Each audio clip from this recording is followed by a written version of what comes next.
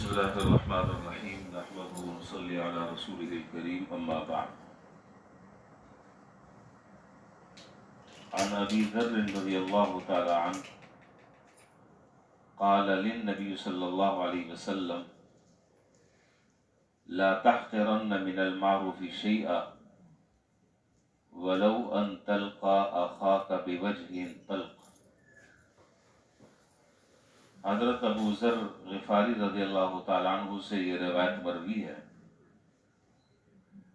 وہ فرماتے ہیں کہ جناب نبی کریم صلی اللہ علیہ وسلم نے مجھ سے ایک مرتبہ ارشاد فرمایا کہ اے ابو ذر، نیکی کے کسی بھی کام کو حقیر نہ سمجھنا، کم نہ سمجھنا، خواہ وہ نیکی یہی ہو کہ تم اپنے بھائی سے خندہ پیشانی کے ساتھ ملاقات کرو۔ اس حدیث میں جناب نبی کریم صلی اللہ علیہ وسلم نے ایک اہم اصول کی طرف بھی اشارہ فرمایا اور ساتھ ساتھ ایک بہت بڑا ہمیں اور آپ کو سبق بھی دیا، جس کا حاصل یہ ہے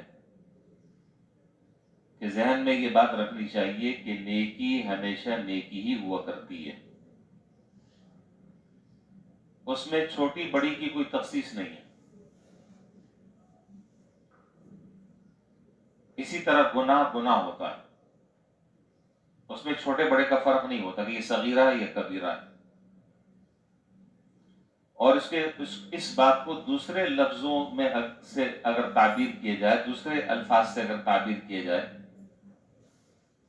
تو ان دونوں باتوں کو یوں کہا جا سکتا ہے کہ خوشبو خوشبو ہوتی ہے، چاہے پوری بوتل اڈیل لے یا ایک قطرہ اور دو قطرہ ڈال لے، کپڑے مہک جائیں گے۔ اسی طریقے سے آگ آگ ہوتی ہے، خواہ وہ ایک چنگاری ہو یا بھڑکتا وہ شعلہ ہو۔ دنیا میں کوئی عقل مند آدمی جو ہے وہ چنگاری کو جیب میں نہیں رکھتا، یہ سمجھ کر کہ یہ تو چلو معمولی سی ہے۔ شعلہ جو ہے وہ بڑا خطرناک ہوتا ہے، بس اوقات ایک چنگاری بھی اللہ تعالیٰ بچائے، ایک چنگاری بھی بس اوقات پورے گھر کو جلا کر خاک کر دیتی ہے۔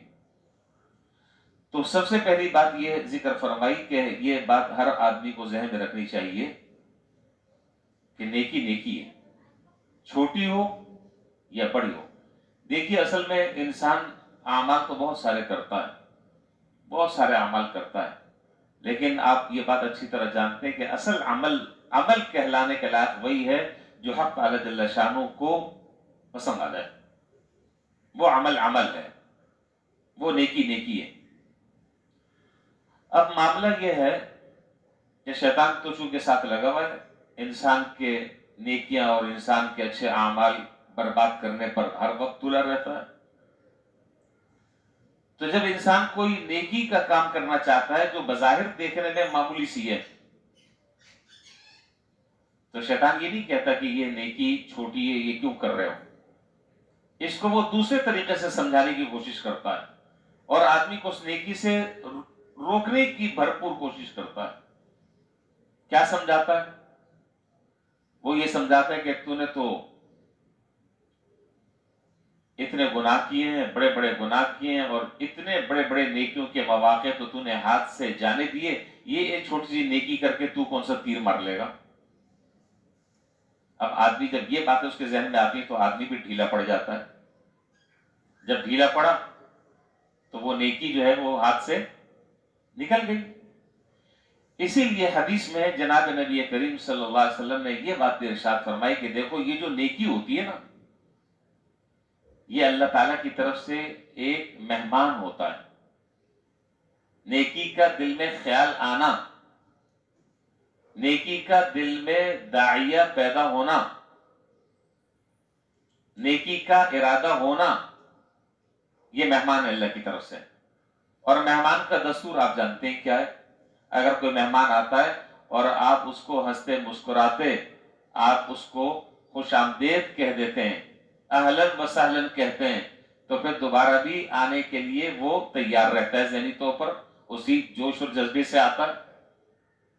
اور اگر پہلے ہی دفعہ آنے پر آپ نے تیوریاں چڑھا لی، ناک منہ بنا لیا، تو وہ سمجھ لیتا ہے کہ میرا آنا اس کو اچھا نہیں لگا، اس کی طبیعت پر ناگواری کے اثرات ہیں، اس کو اچھا نہیں لگا، کسی قیمت پر وہ دوبارہ نہیں آئے گا۔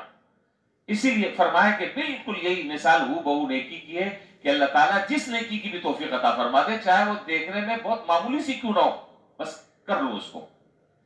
یہ مت سمجھو کہ اس ذرا سی نیکی کر کر میں کون سا پہاڑ سر کر لوں گا، کون سا بڑا معرکہ میں سر انجام دے دوں گا، نہیں، یہ مہمان ہے اللہ تعالیٰ کی طرف سے، یہی نیکی چھوٹی سی ایک بڑی نیکی کو کھینچے گی، پھر وہی بڑی نیکی اس سے بڑی نیکی کو کھینچے گی، تو نتیجہ یہ نکلے گا کہ اللہ تعالیٰ توفیق دیں گے، آدمی آہستہ آہستہ آہستہ آہستہ چھوٹی سے بڑی، بڑی سے اور بڑی، اس سے پھر اور بڑی، اس طرح نیکیوں کی طرف چلتا چلا جائے گا۔ لیکن اگر نیکی کو معمولی سمجھ کر اگر ٹالتا رہا تو پھر کبھی بھی کسی نیک کام کرنے کی توفیق انسان کو نہیں ہوگی۔ اسی طریقے سے گناہ کا بھی معاملہ، اور وہ میں ساری وہ روایتیں آپ کے سامنے اس وقت ذکر نہیں کر سکتا، مختصر وقت ہوتا ہے، کتنے واقعات آپ نے ایک بات صرف ذکر کر دوں گا، باقی میں صرف حوالے دوں گا۔ آپ نے وہ واقعہ سنا ہوگا حدیث میں کہ ایک کتے کو پانی پلانے پر اللہ تبارک و تعالیٰ نے بخشش کر دی، مشہور واقعہ حدیث میں موجود ہے۔ یہ کون سا اتنا بڑا کام ہے، راستے سے تکلیف دہ چیز ہٹانے پر اللہ تعالیٰ نے بخش دیا۔ چنانچہ ایک شخص کے بارے میں روایات میں ہے کہ آتا ہے کہ جو عام آنے جانے کا جو گزرگاہ اور جو راستہ تھا، وہاں پر ایک درخت تھا، اس کی شاخیں جو ہیں، ضرورت بھی نہیں تھی اس درخت کی، اس کی شاخیں جھکی ہوئی تھی، جو بھی آدمی وہاں سے گزرتا تھا اس کو تکلیف ہوتی تھی، پریشانی ہوتی تھی۔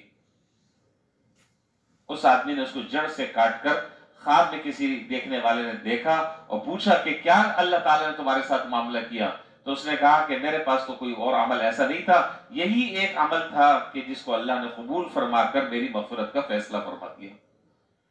اب آپ یہ دیکھیں کہ یہ معمولی سا کام ہے جس کو ہمارے ہاں کوئی اتنی، بھئی راستے میں اگر کوئی چھلکا پڑا ہوا ہے، راستے میں اگر کوئی گندگی کا شاپر پڑا ہوا ہے، آپ ہاتھ سے بھی نہ اٹھائیں، کم سے کم پاؤں سے چلتے ہوئے اگر اس کو دائیں بائیں ایک طرف کر دیں، اس نیت سے کر دیں کہ یہاں سے گزرنے والے جو اور لوگ ہیں ان کو تکلیف نہ ہو، بہت بڑا عمل ہے یہ معمولی نہیں ہے، بہت بڑا عمل ہے۔ حضرت سفیان ثوری رحمۃ اللہ علیہ، جو بیک وقت بہت بڑے فقیہ، بہت بڑے محدث، بہت بڑے عبادت گزار، بہت بڑے صوفی، بہت بڑے اللہ والے، نہ جانے کتنی کتابیں لکھی انہوں نے،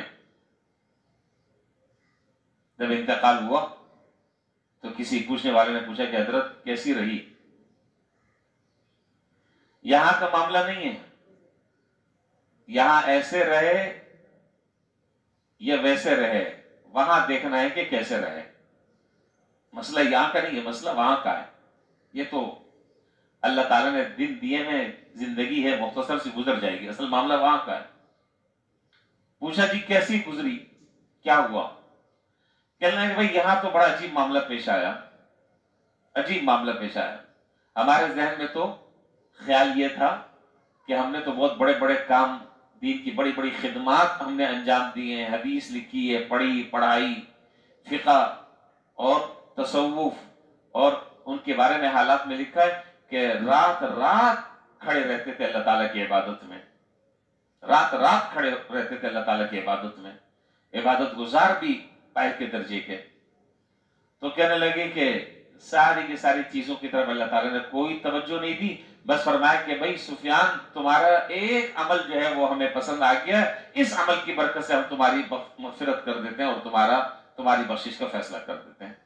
جب تم حدیث لکھتے تھے، آپ کو معلوم ہے پہلے زمانے میں جو ہے وہ لکڑی کے قلم ہوتے تھے، اس کو خط لگاتے تھے، دوات سیاہی میں اس کو ڈبوتے تھے، ڈبو کر پھر لکھتے تھے، اس طرح کے قلم نہیں ہوتے تھے اس زمانے میں۔ تو فرمایا کہ ایک مرتبہ ایسا ہوا کہ تم حدیث لکھ رہے تھے قلم سے، تو جیسے ہی تم نے لکھنا شروع کیا ایک مکھی آئی اور اس مکھی نے آ کر اس قلم سے سیاہی چوسنا شروع کر دی، سیاہی چوسنی شروع کر دی۔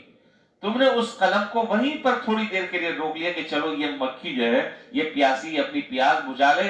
जब उसने पी ली स्याही और फिर उड़ गई, फिर तुमने आगे लिखना शुरू कर दिया। ये अमल हमें बहुत पसंद आया, इसलिए कि हमारी इस मखलूक पर तुमने कैसा तरस खाया है। अब आप अंदाजा लगाएं कि वो बड़े बड़े काम जो है वो सारे के सारे धरे के धरे रह गए। और पसंद आया तो क्या पसंद आया? ये पसंद आया।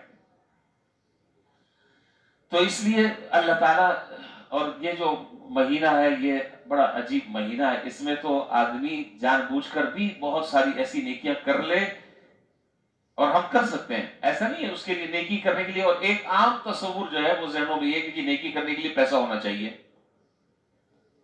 नेकी करने के लिए पैसा होना चाहिए, नेकी करने के लिए दौलत होनी चाहिए। तो भाई सिर्फ नेकी जो है वो सिर्फ दौलत खर्च कर करने की चीज नहीं है। यहाँ इसी हदीस में जो मैंने अभी आज पढ़ी है, इसमें दूसरा जुमला जनाब नबी करीम सल्लल्लाहु अलैहि वसल्लम ने इरशाद फरमाया, वलौ तल्का अखाक बिवजहिन तल्क। देखो अगर किसी तुम अपने भाई से खंद पेशानी मिल लो तो ये भी एक नेकी है। अब इसमें कौन सा पैसा खर्च हुआ? इसमें कौन सा पैसा खर्च हुआ? कौन सी इसमें मुशक्कत और मेहनत लगी? सिर्फ यही है ना कि जरा सा हंसकर मुस्कुराकर जरा सा मुलाकात कर ली, सामने वाले का दिल खुश हो गया, इस पर भी अजर और सवाब है। दूसरी बात और आखिरी, अल्लाह ताला हमें इन बातों पर अमल करने की तौफीक दे। असल बातें तो बहुत सारी होती रहती हैं, मैं भी अमल का मोहताज हूं और आप भी अमल के मोहताज हैं। ये बातें सुनकर अमली जिंदगी में कदम बढ़ाएं। फिर है ये बैठना, ये कहना, ये सुनना मुफीद, हम सब मोहताज हैं अमल के। इमाम बाकिर रहमतुल्लाह अलैह ने बड़ी एक खूबसूरत बात इरशाद फरमाई, उनकी बात सुनाकर बस बात खत्म कर रहा हूं। बड़ी अजीब बात है। फरमाया कि अल्लाह ताला ने तीन चीजों में छुपा दी हैं। अल्लाह ताला ने तीन चीजों में छुपा दी हैं। अल्लाह ताला ने अपनी रजामंदी, अपनी ताअत और नेकियों में छुपा दी है। ये बिल्कुल एक अटल हकीकत, इसको जहन में रख ले आदमी। अपनी ताअत, अपनी नेकी, अपनी रजा, नेकी के कामों में छुपा रखी है। बस अब ये तुम्हारे हाथ में कि तुम कितनी नेकी करते हो, जितनी करोगे अल्लाह की रजा मिल जाएगी। दूसरा जुमला इरशाद फरमाया कि अल्लाह ताला ने अपनी नाराजगी और अपनी नाफरमानी गुनाह के कामों में छुपा रखी है।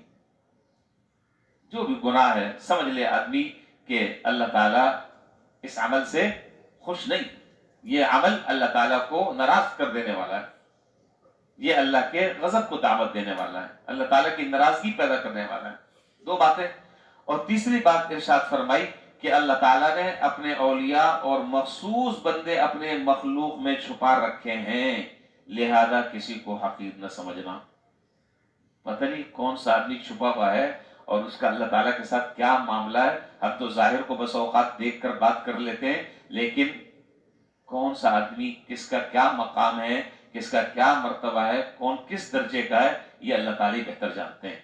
अल्लाह ताला हमें इन बातों को समझने की, उसके मुताबिक अमल की तौफीक अता फरमाए। व आखिर दावाना अल्हम्दुलिल्लाहि रब्बिल आलमीन।